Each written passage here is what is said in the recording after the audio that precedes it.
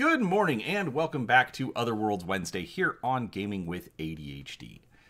Today we are going to be continuing our read-through of Star Wars Scoundrel's Luck, a solitaire adventure starring Han Solo. Now, this is not the first video in the series. I will have that linked down below so that if this is your first time here, you can go back to the beginning of the story and get caught up. Now, what we're doing is every week I'll put out a video, and when we reach a decision point, you can tell me what decision to make by leaving a comment in the comment section. Now, this is a choose-your-own style adventure. In it, Han Solo and Chewbacca are, at this point, having to rescue Princess Leia from a bounty hunter. So, before we get started, do make sure you're subscribed to the channel. Like I said, I put out a video each week with the next portion of the story. So, if you'd like to follow along and make sure you get notifications, hit that subscribe button. And if you enjoy what we're doing here, make sure you leave it a like. I do try to put out a few videos each week covering all sorts of tabletop gaming subjects, and I'd love for you to come along, see what we have to offer, and catch the next part of the story. But with that out of the way, let's go ahead and get on with the story. So, last week, Han Solo and Chewbacca left Ord Mantell, and there were two choices. Han could take a shortcut following towards the planet of Montori, or he could take a safer route. But that would slow him down and make it harder to rescue Princess Leia. Based on your comments, we're going to take the shortcut, so let's go ahead and get started. We'd better take the shortcut, Han says. I hope Leia appreciates what we're doing to clean up her mess. He enters the instructions into the nav computer. A few minutes later, the Millennium Falcon activates her hyperdrive. As they accelerate, the stars in the forward viewport assume a red tinge, then blur into brilliant streaks. The ship has entered hyperspace. I'm worn out, Han says. Time for a nap. He punches the automatic pilot and leaves the cockpit. Chewbacca, also exhausted, groans and abandons his seat.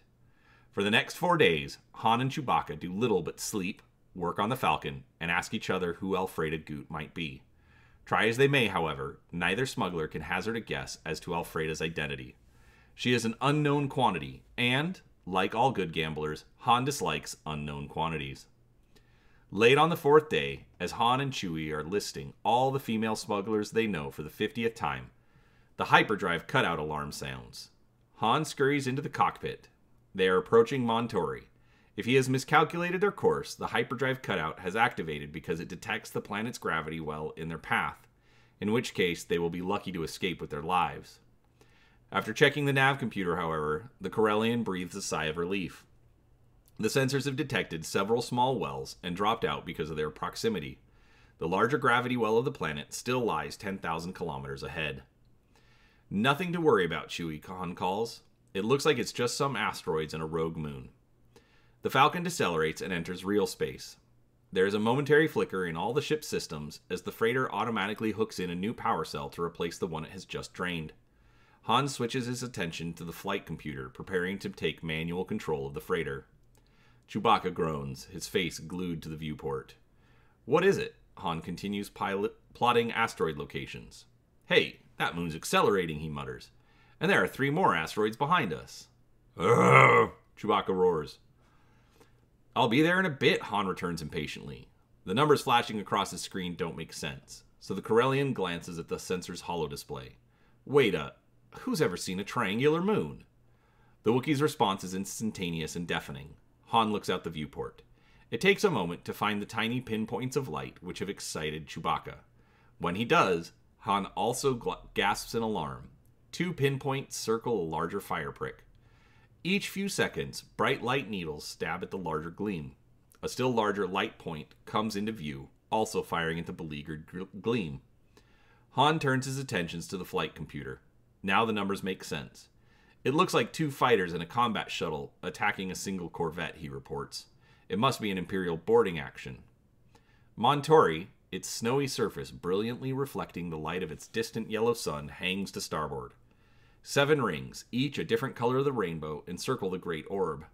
The corvette must have been running for Montori's rings, Han concludes. What are the Imperials doing here? This sector is supposed to be deserted. A low warning rumbles in the Wookiee's throat. You're right. This is no time for questions. Han studies his instruments. The 3 asteroids behind us are the TIE fighters, too. And that moon? It's a Star Destroyer. What did Leia get us into? Chewbacca moans miserably. The radio receiver crackles. Attention, Corellian freighter. Prepare for boarding. The Star Destroyer Eradicator approaches. Resistance is futile. How did he get a fix on us so fast? Han asks. Mumbling, Chewie points to the subspace transmitter. The activation switch is stuck open. I thought you fixed that, Han exclaims, slapping the malfunctioning activator to the closed position.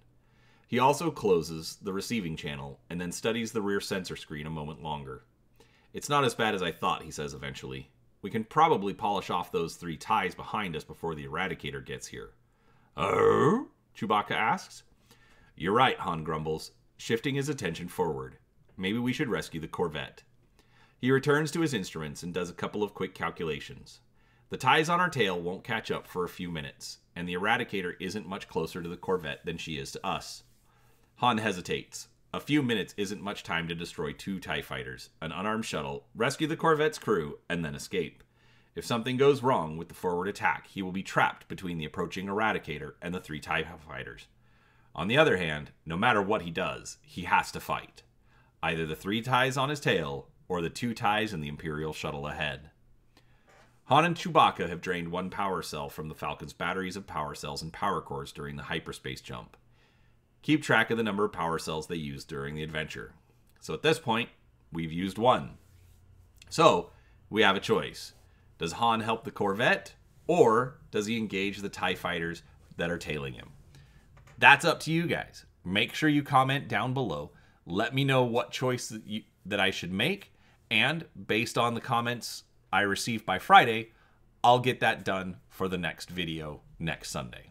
So, thank you so much for watching. I do appreciate your time. We do have a new Facebook page. I will have that linked down below as well. And thank you very much for watching. We will, give it a like if you enjoyed it. And as I said, make sure you're subscribed to the channel. And thanks for watching.